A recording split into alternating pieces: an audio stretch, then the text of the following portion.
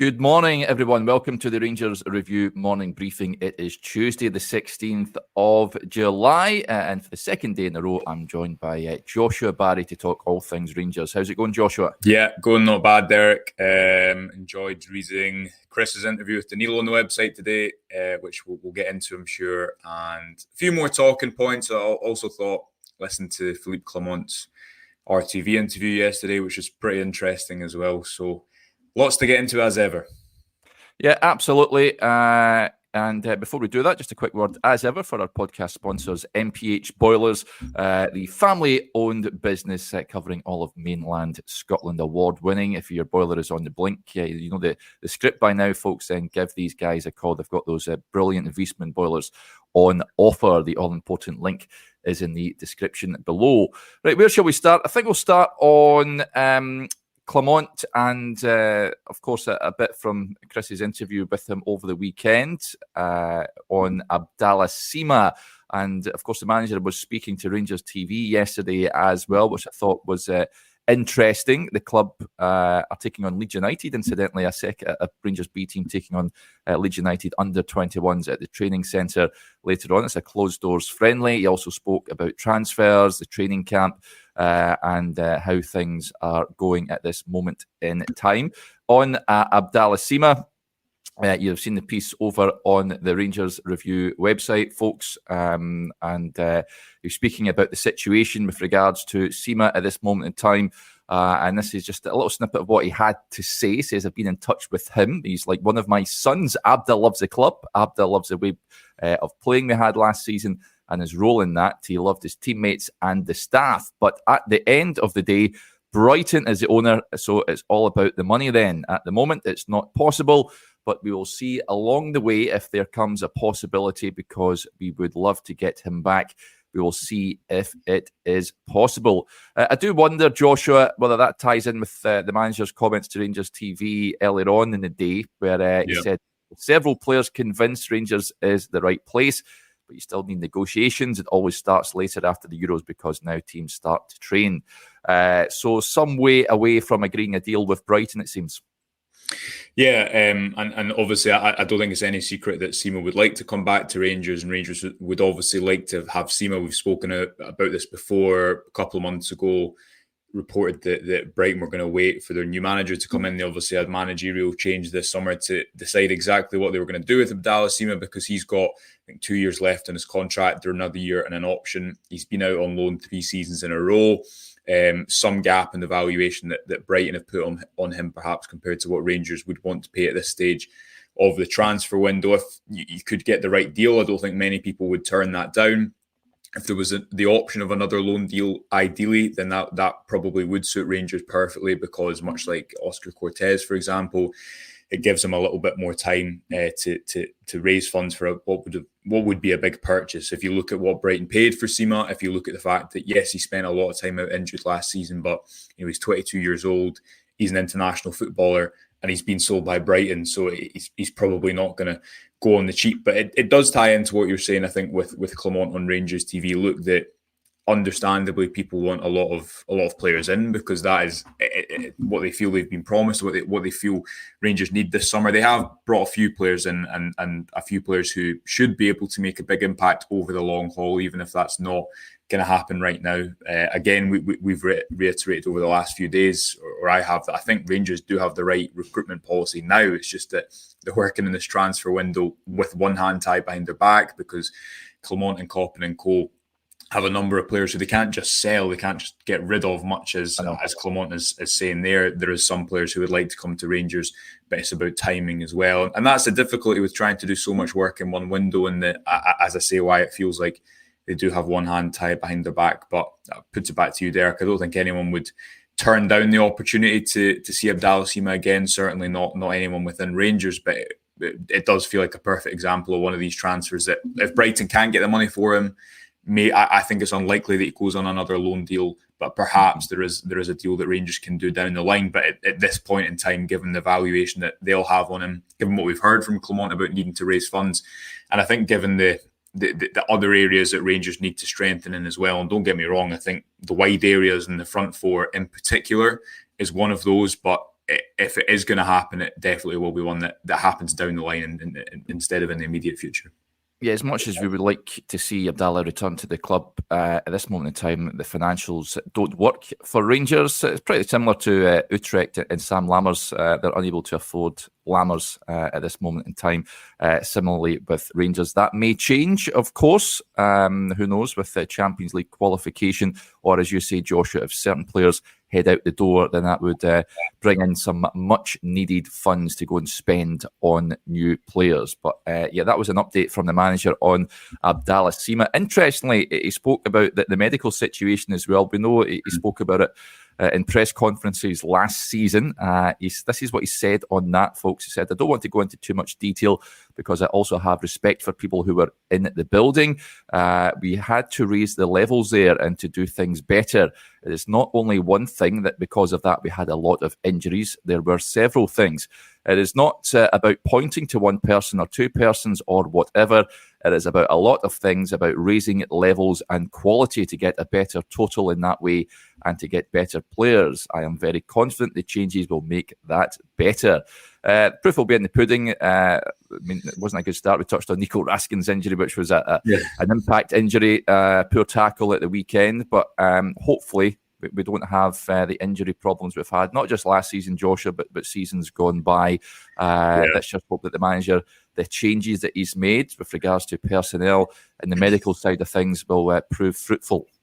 Yeah, and consistency, again, to reiterate a boring point, but if you're think about the style of football Rangers were playing last season before Clement came in and after, the different ways in which they press and the intensity of which they play at in different moments of the game. It's all football is so specific these days, isn't it? Especially when players have to play so many games in a successful season. Rangers can play well north of 50 games. So consistency should go a long way, especially individual injuries. If you think of someone like Ridvan Yilmaz-Derek, who is now established himself as Rangers' first choice left back. I think everyone can see his quality. You can see that he's got the attributes to kind of play with the pressure at Ibrox and has really grown last season. But there's still that question of, but can he play X number of games in a row? That's why I think it's so interesting that one of the first moves Rangers went for in this window and obviously tried to get in the January window was Chefty, because although he's not going to be first choice, and although I believe he can play higher up the pitch as well, and much like Robbie Fraser, you've seen him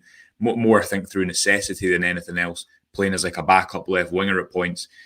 Chefty will need to rotate with Ridvan because Rangers can't rely on Ridvan to go and play 50 games. Much like I think you saw with Clement's comments regarding Tavernier and Goldson, when he was speaking about their future and being relatively candid, he was also saying that they can't go and play the number of games they have in the past. Maybe a few years ago they could have. Maybe that's just his opinion compared to other managers. But he thinks that effectively you can't be on top form if you are playing every single game every 3 days. So as you say, proof will be in the pudding. It needs to be for Rangers, because for all the talk of new transfers, the availability issues over the last few seasons have been terrible. The amount of money that they've had sitting in the stands, the amount of new signings they've not been able to see the best of. Danilo, as an example, is slightly different again, because then you have the bad luck injuries, don't you, where it's the face fracture and the knee injury, and it's not so much about, you presume, about muscular conditioning, but it's just about the freak accidents, much like what happened to Nico Raskin the other day. But when you have so many injuries that do feel preventable, or injuries that continue to happen, that obviously doesn't carry through as much when there is the impact injuries. It needs to improve so much, because you look at the cup final, Rangers had 7 players still missing. They didn't have a natural number 10 to bring off the bench. Abdallah Sima actually haven't played through the middle much, if at all. And it's those small margins that you need to be successful. You need the depth of your squad. And again, that's something that needs to be rectified on the injury front this summer, doesn't it?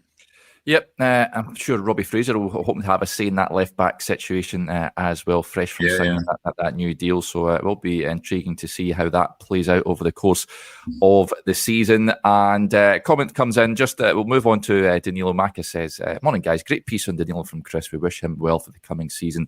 Absolutely, let's hope he has a very good season, Danilo, because hugely unfortunate. Last season, he had that facial injury after scoring against St Johnstone, and he had the tackle at Hearts that kept him out, ruled him out for the entire campaign. After that, he's sat down with Chris. He's spoken about a number of things. Had to learn to walk again which is quite incredible. He talks about his faith and hoping to repay the Rangers supporters as well.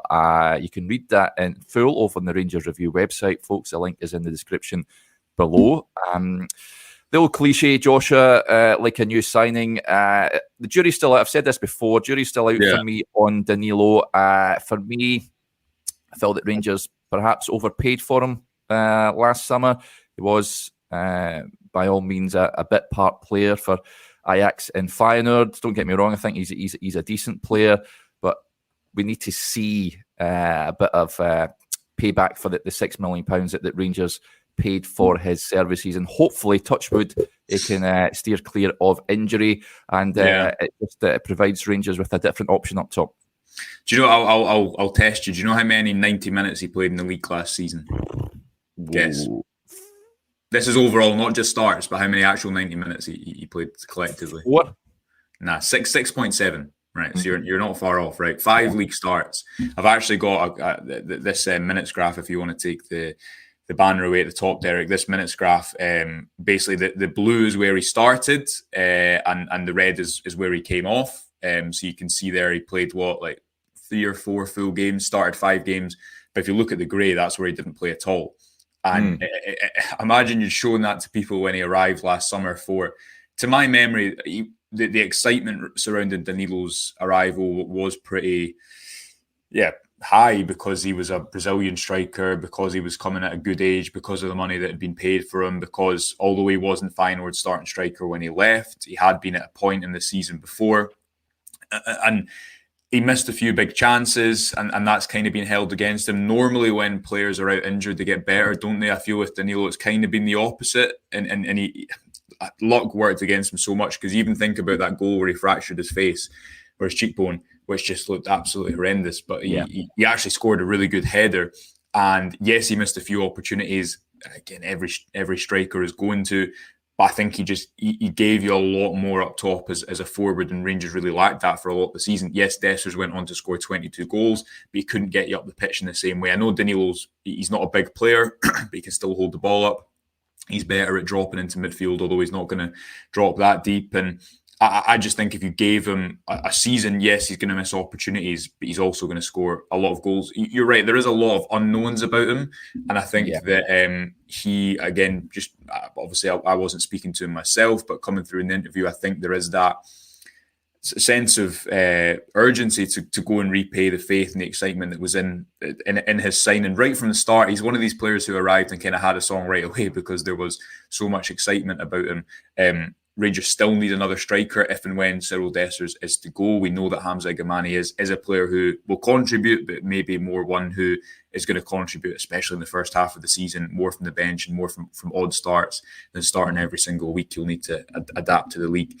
I'm a little bit more hopeful in Danilo than a lot of people. I think if you look at a lot of social media posts, or I'm sure comments in this video, there will be quite contrasting opinions, because people will say they've not seen enough of him, or what they have seen, he's missed too many big chances. I think he can be a really important player for Rangers. He's just not had that run of games at all. Because as well, remember when he came into the club last summer, he actually didn't start for the first 4, 5, 6 league games. And Michael Beale actually said, I think after that St Johnstone game, that I can't remember the line, effectively there'd been something going on that had restricted his minutes. But he had that, came in for the St Johnstone game, got that injury, came back for 5, 6 games, played really well, especially in that Sparta Prague game at home. And I think was playing relatively well away at Hearts, away at Dundee. Had missed a couple of opportunities, yes, but then gets that unfortunate injury and is out for a long time. So you're right, we need to see more of him. But from his point of view, I'm sure he feels he needs more of a chance. He needs more of a run to actually get up to speed in Scotland, which those 2 injuries have restricted him from doing so far. Yep. Stephen with an interesting point. He says, as someone just next door, Danilo is a 10, Derek, not a 9. He's got good work rate.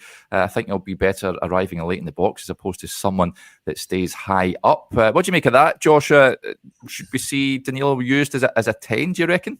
Nah, not for me. Sorry, I mean, it's all about opinions, isn't it? That is all about opinions. I think he's. I think he. We've not seen much of him, so it's difficult to argue much on the basis of evidence. I understand what Stephen's saying, because he's a player who, is not a number 9 who stays away from the ball all the time. He'll move towards it. But I think you need to pair him.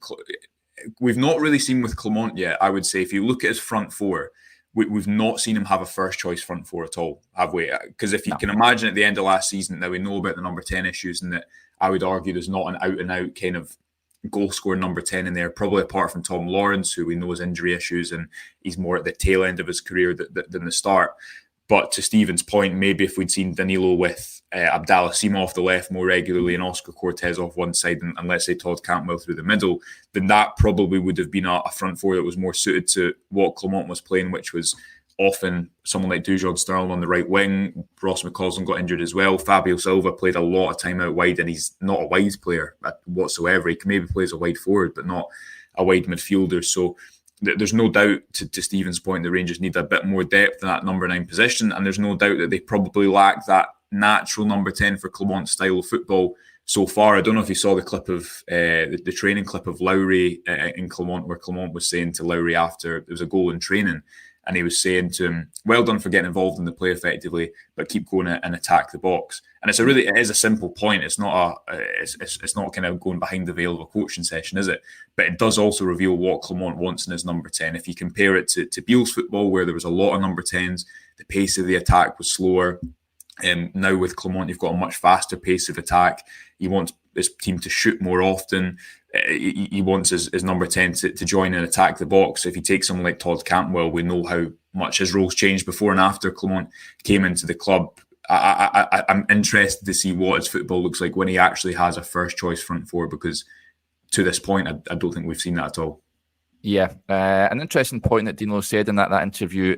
He said that every day I feel like I am ready to go. Sometimes I'm a bit scared of the contact or if there is a situation where someone hits my knee and I don't know how it will react, but it is part of my job. I will always have contact. I just have to be ready for that. It is our job. It is a risk, but every day there are risks. I am doing what I love. So that's kind of worrying. Understandable, I guess, coming back from such a serious injury. You just hope that he can replicate the sort of form.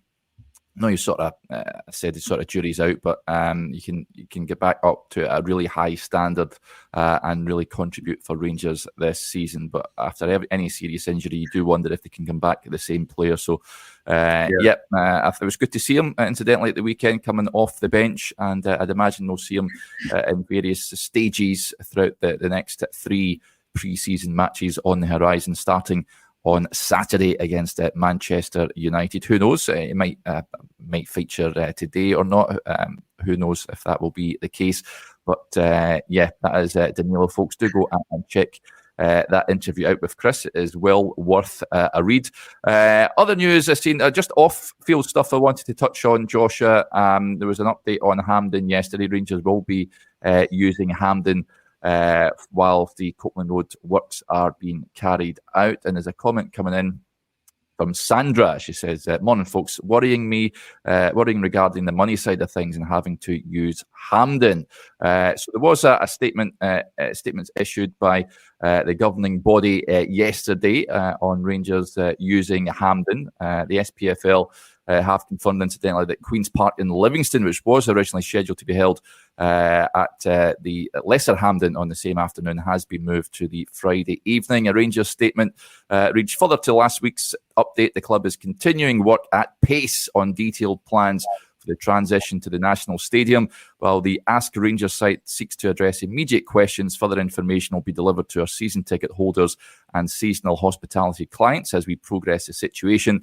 At this stage, the club can announce our William Hill Scottish Premiership matches with Motherwell on Saturday the 10th of August and Ross County on Saturday the 24th of August will be played at Hamden, with both matches kicking off at 3 p.m. with draws still to be made for the UEFA Champions League third qualifying round and potential playoff round, plus a potential home tie in the Premier Sports Cup. The club will communicate news on dates and kick-off times for them once the information is confirmed. The club is continuing to work tirelessly on the Copeland Stand project at Ibrox to complete that as soon as possible. As soon as the club can provide a definitive update on matches returning to our home it will do so. Rangers again puts on record its thanks to the Scottish FA and the SPFL for their considerable work in reaching this solution. Above all, the club thanks their supporters for their ongoing patience and understanding as we deal with this challenge. And Rangers, they will be footing the bill somewhat. They'll be aiding the pitch that is going to be sort of revamped at Hamden, so they will have to sort of foot the bill for that as well. Joshua, what do you make of that? Well, I mean, I think people will be happy to know where they're going in August. I think if you're looking on the bright side from a Rangers point of view, they've not went and confirmed 4 or 5 games. It's only 2. Remains to be seen exactly what that time frame will be for getting back to Ibrox. Listen, we've covered it before, haven't we? It's far from an ideal situation. You need to make the best out of it. The pitch is an interesting one, and I just wonder how much that came into the decision between Murrayfield and Hamden, because we know that at points Hamden's pitch hasn't been great. It's also been better as well. I think it was a couple of seasons ago, in particular in the League Cup, when it was really bad. The more that these things can be sorted out, and now in the short term at least, it is obviously, as you say, financially it's not an ideal situation, but at least Rangers know where they're playing. It can be put on the back burner for now, and they can focus on what is ultimately the most important thing, which is that they need to go and win those 2 home games, don't they, as they start a really difficult season. And then you just hope that it is not a number more games being confirmed at Hamden, but we'll have to wait and see, because if the summer has taught us anything, it is that anything can happen, and we'll probably have a clearer picture of that in the next few weeks. Yeah, I know that, but I spoke to Chris when he was over at the training camp in Holland. Rangers had their ground staff out there before the team headed out there just to get the pitch in shape because of the state of it at the winter training camp over in it was Spain, wasn't it? Manga and Kieran Dowell, it was a bad pitch. I think a lot of the pitches weren't quite up standard, and Kieran Dowell then suffered an injury which kept him out for 3-4 months, and that was at a time where he actually was starting to break into the team a little bit.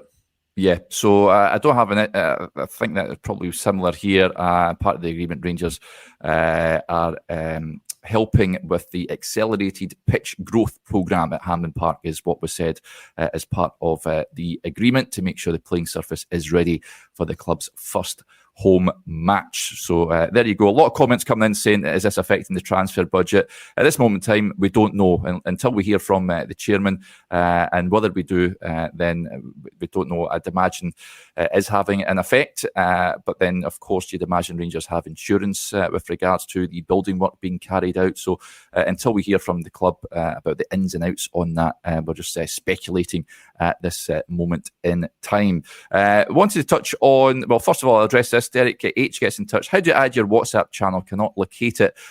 This is a launched Rangers WhatsApp group, folks. You can join us on there. The link, Derek, is in the description below this video. So if you click that, stick it in the browser, it should direct you to the channel. Just click follow, and then that'll be you in the group. You can get up to date with all the latest breaking news coming out of Ibrox and interviews, that sort of thing. So let us know how you get on. If you have any issues, give us a shout and we'll help you out as best as we possibly can. Transfers, Joshua, a bit of an update. We talked yesterday about Joan Jordan, the Sevilla midfielder, was left out of their team. I think they were playing a friendly. Was it yesterday, or they're gearing up for a friendly? He's been left out of the match, the squad.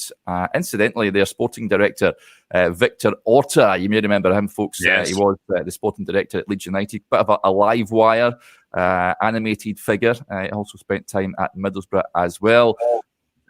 He's told Jordan and another player that they're not part of the project, Adnan Januzaj, who used to be on the books of Manchester United, incidentally. So the 30-year-old is free to find another club, and it's whether Rangers can get a deal over the line. We know there was a loan bid rejected over the weekend because Sevilla wanted Rangers to pick up more of his weekly wage. So whether they can reach agreement or not, it remains to be seen. But he is a player Rangers are looking at. We touched on yesterday as well, the boy Nias from Young Boys, and it is clear Rangers looking to add bit of experience there, Joshua. And this point from Empire, I noticed earlier on, he says, good morning, you fabulous pair. I saw on fan media someone asking Why are we signing young players and project players when we have no money? Do you think we should be signing more experienced players? Well, I think the manager did touch on this. He would be looking to add more experience going forward after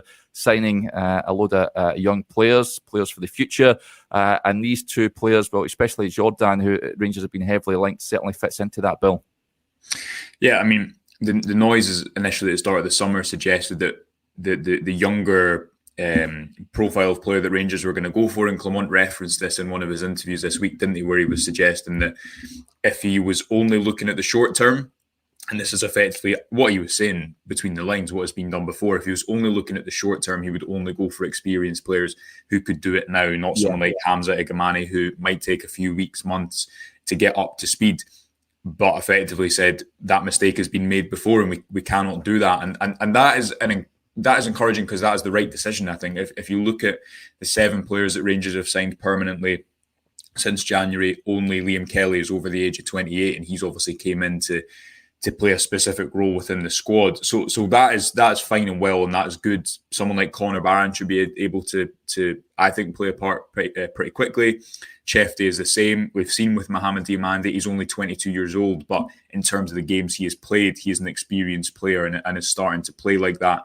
So that is why that's happened at the start of the window, and I think that's absolutely right, because just if you look at someone like, I don't know, Ben Davies or Tom Lawrence or Kieran Dowell, just 3 players off the top of my head who Rangers have signed in the last couple of years, if and when you look to move players on who perhaps haven't quite hit the ground running yet at Ibrox or done what you brought them in to do, their age plays a massive part in your ability to sell them on, and Rangers will know that hypothetically, or out of the young players they've signed, 1 or 2 will not work. That's just how it works with transfers. If you found a director of football recruitment who got 9 out of 10 or 10 out of 10 on the basis of transfers successful, he would be working at a higher level and would be paid a lot more money. It's a difficult thing to get right. But again, if they are at a certain age, it's much easier to move them on. Then it was about trying to add experience at the right time, which is what I think have seen Rangers do tried to do over the last couple of weeks.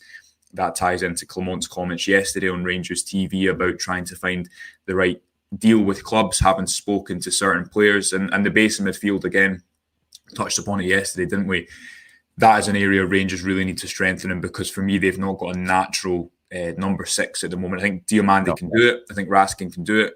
But if you look at those 2 players and Connor Barron in particular, they're players who have a lot of energy, who are going to get up and down, especially Raskin and Barron. Whereas I think Diamande, you just don't want him doing everything. And he can play deeper, but I think he's probably more effective in that kind of in-between role. And that's what he was signed to do under Philippe Clement. So there is a need for not only depth in the central midfield, but also experience. You look at the age of those 3 players. Raskin's 22, I think. Diamande's 22, Barron 20 or 21. If you were to go and add then someone who had a little bit more experience, whether that be age-wise or game-wise in that position, then I think that would be a position that Rangers have to fill, because John Lundstrom played a lot of football last summer, didn't he, last season, and Connor Barron isn't going to come in and replicate that right away. So it's definitely an area I think Rangers need to strengthen in. Yep. They're identifying players they're looking to strengthen in that area. We'll just round off a couple of comments that are coming in. First of all, big good morning to Broxy Brun, a.k.a. Murdo, who's tuning in. He says, "Morning, boys. Good show as usual. Over from the Bangkok Bears to do the Ibrox tour and museum today. Good stuff, Murdo. Hopefully you enjoy that, buddy, and good to hear from you." And Aldo gets in touch, says, "Derek, any chance of a birthday message for Melissa? 13 today and a staunch Rangers supporter." Yeah, absolutely. Happy birthday, Melissa, from everyone at the Rangers Review. Hopefully you have a fantastic day celebrating your birthday. Right, that'll do us there, folks. Thank you to each and every one of you for tuning in as ever. It's much appreciated. Just a heads up again, what's on the website, you'll find Clement on Sima and the medical changes at the club. You can also read that brilliant interview Chris has done with Danilo over on the YouTube channel as well. I was on yesterday for the first of our latest Q&A show yesterday. Another bumper show, as you can imagine, again yesterday. So do go and check it out, those of you that are Rangers Review Extra subscribers. Right, we'll wrap up there. Thank you again, and we'll speak to you tomorrow. I'm on with Stevie tomorrow, so we hopefully you can join us then. Until then, enjoy the rest of your Tuesday. Bye for now.